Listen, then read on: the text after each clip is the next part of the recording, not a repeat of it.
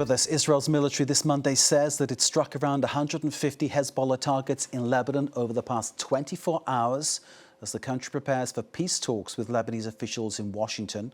And Israel says its troops have completely surrounded a key town in the south of Lebanon after killing more than 100 Hezbollah fighters there over the past week.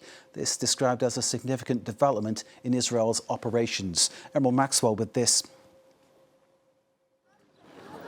Like more than 1 million people in Lebanon, this family from the south of the country is displaced and living rough on the streets of the capital.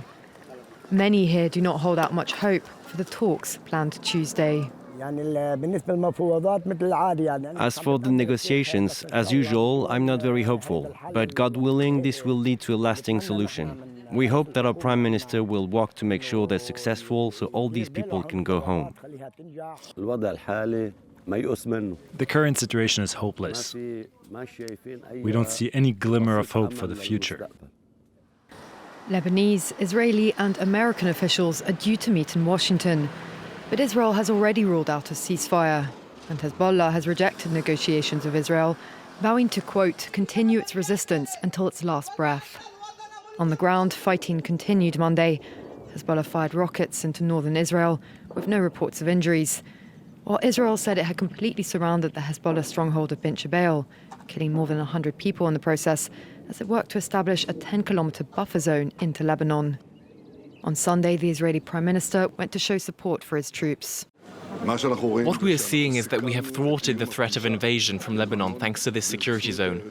We're pushing away the danger of anti-tank fire and are also dealing with the missiles.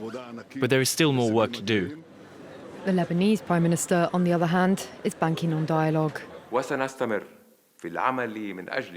We will continue our work to stop this war, which was not our choice, to ensure the Israeli withdrawal from all our lands, the return of prisoners, to rebuild our destroyed villages and towns, and the safe return of the displaced. More than 2,000 people have been killed in Lebanon since the conflict began at the beginning of March.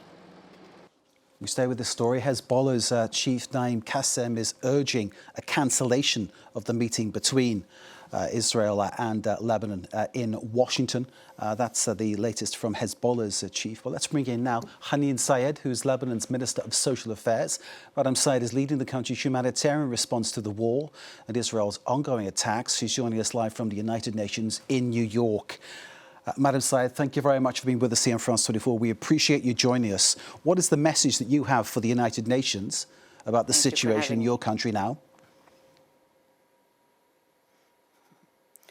Well, today at the opening of the Commission for Population Development, where I delivered on behalf of Lebanon our message, and it's about peace, the need for peace if we really want development, and that I explained the grave situation in our country, the humanitarian crisis, where more than 1 million people have been displaced. So we urge the international community to work its efforts to end the escalation, to end the war, so that we can move to the next step and, of course, have also positive negotiations with the Israelis in the coming days. Madam Sayyed, what is needed to help those people impacted so badly by the conflict as it continues? Those have been forced to flee their homes in the face of the attacks on South Lebanon and South Beirut by Israel. What is needed right now to help those people? What is needed is funding. I mean, that's the most urgent request, and this is why I am here in New York and later this week in Washington, D.C., to explain the humanitarian crises and how this is not just bad for Lebanon, but bad for Europe, bad for the region. The funding that we have received so far is barely 25% of our needs. Now, we understand that regionally the situation is what it is in our Gulf friends are, of course, very busy with their situation, and globally funding has declined about 50%.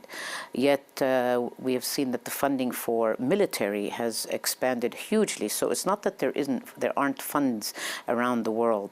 It's a matter of prioritizing saving lives. And this is my message. There's much more funding is needed. In fact, per our latest estimate, if this war continues and displacement continues at this pace in Lebanon, we are talking about the need for $1 billion in 12-month period to be able to just keep the humanitarian situation afloat, i.e. cater to the 1 million displaced, 15% of whom are in shelters, majority are out of shelters, living with host communities, with family, friends, or renting from their savings, of which their savings will run out very quickly. So this is really the most urgent need. And of course, we are here to advocate and to explain why Lebanon matters, why saving Lebanon, stopping the war, and helping Lebanon is important and is good for Europe, for the US, for the region, of course. Just to explain to people who perhaps don't know the workings of the country as is, you have the Lebanese government, you have Hezbollah, almost in a parallel existence. I'm trying to simplify for people, Hanin, if you'll just bear with me. Then, of course, the other side of this is Israel in terms of the negotiations regarding peace. I'm wondering your opinion on how real you think the risk is of further fallout, even perhaps civil war in Lebanon as a result of what is happening now, these attacks by Israel. Well, I believe civil war is not in the cards.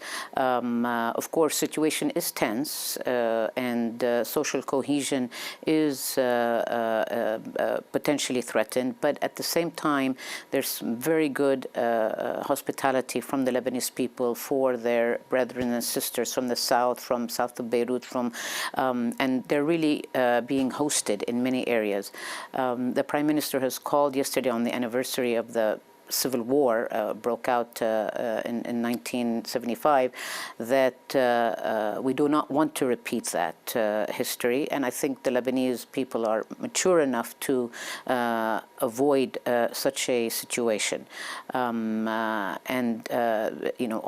a government, all of our speech has been about social cohesion and how we do not want to repeat the past. Yet, of course, we know we have a very challenging situation on the ground. This is why, first, the bombing has to stop, and second, we go to the negotiation, and thirdly, of course, it's about saving lives and getting people back to their homes as soon as possible. Hanin Sayyed, we need to leave it there. There are so many more questions I'd like to ask you, but time against us. Thank you very much for joining us. I know that the message you're taking to the United Nations is an important one. Thank you. I know you'll deliver it in such a way that people will take notice for what is happening. And thank you for sparing time to speak to us here at France 24. We really appreciate it. Hanin Sayyed, who is the basically coordinating the humanitarian response to what is going on within the country. She is Lebanon's Minister of Social Affairs, joining us live there from the United Nations in New York.